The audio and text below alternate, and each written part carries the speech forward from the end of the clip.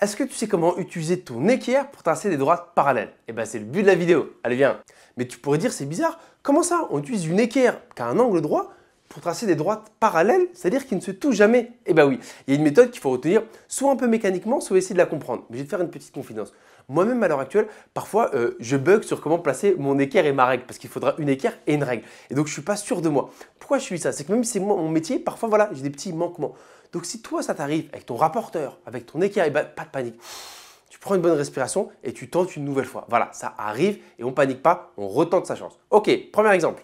Regarde, je t'ai mis une droite D et la consigne, plutôt basique, construire une droite D1 parallèle à cette droite. Donc, qu'est-ce qu'on a tous envie de faire? Dis la vérité. Moi aussi, j'ai envie de faire ça.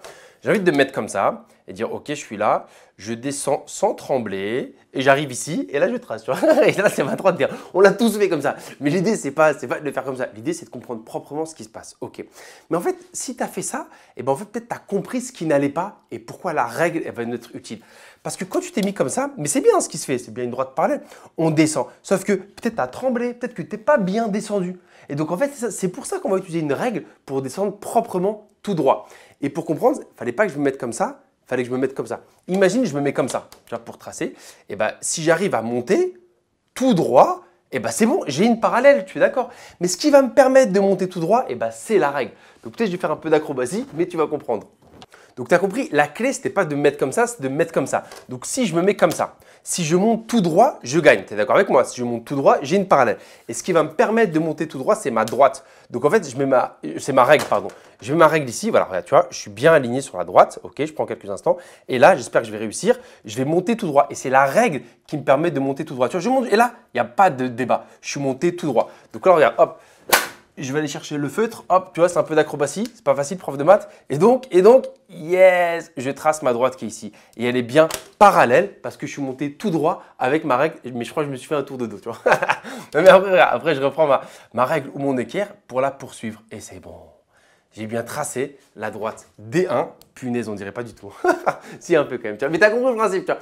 En fait, tu dois monter tout droit, mais avoue, tu n'es pas un robot, tu ne sais pas le faire. Et c'est la règle qui te permet de monter tout droit. C'est ça que tu retiens. Deuxième exemple, avec une mini feinte, mais c'est surtout pour que tu revoies encore la façon de faire. Regarde, construire la droite delta parallèle à CD passant par A. Tu vois, il y a un peu plus d'informations. Est-ce que tu comprends? Je vais te parallèle à CD passant par A. Donc encore une fois, si on faisait notre enfant comme tout à l'heure, elle est à peu près comme ça. Tu vois. On part de CD, on décale jusqu'à arriver sur A pour passer par A et on trace. Mais l'idée, c'est que quand tu décales, même si le réflexe est bon, il faut décaler proprement sans bouger. Et qui est-ce qui me permet de décaler sans bouger? Eh bien, notre ami la règle. Donc, étape 1, tu sais ce que c'est étape 1? Eh bien, c'est comme ça. Parce qu'en fait, on ne va pas décaler comme ça, mais on va décaler avec cette partie. Donc, je me mets comme ça et je répète, si j'arrive à décaler tout droit, je gagne. Donc, je me mets ici. Ensuite, je fais appel à notre ami la règle. Je prends la règle que je mets ici. D'accord? Là, on ne voit plus le point A, mais je m'y suis bien mis. D'accord? Tac, le point A, il est ici. Donc, je suis là, je suis bien et je me décale. Et je me décale, et je me décale, et je me décale jusqu'à arriver. Je ne sais pas si je me décale bien. Tu vois bien que ce n'est pas si simple. J'ai effacé le point A jusqu'à être ici. Et ensuite, encore une fois, je trace.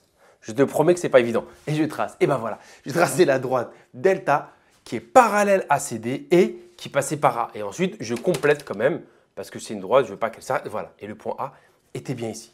Et c'est pas si mal, j'ai l'impression. Et donc voilà, c'est comme ça qu'on trace des droites parallèles avec l'équerre. J'ai payé de ma personne pour les démonstrations, donc j'espère vraiment que tout est clair.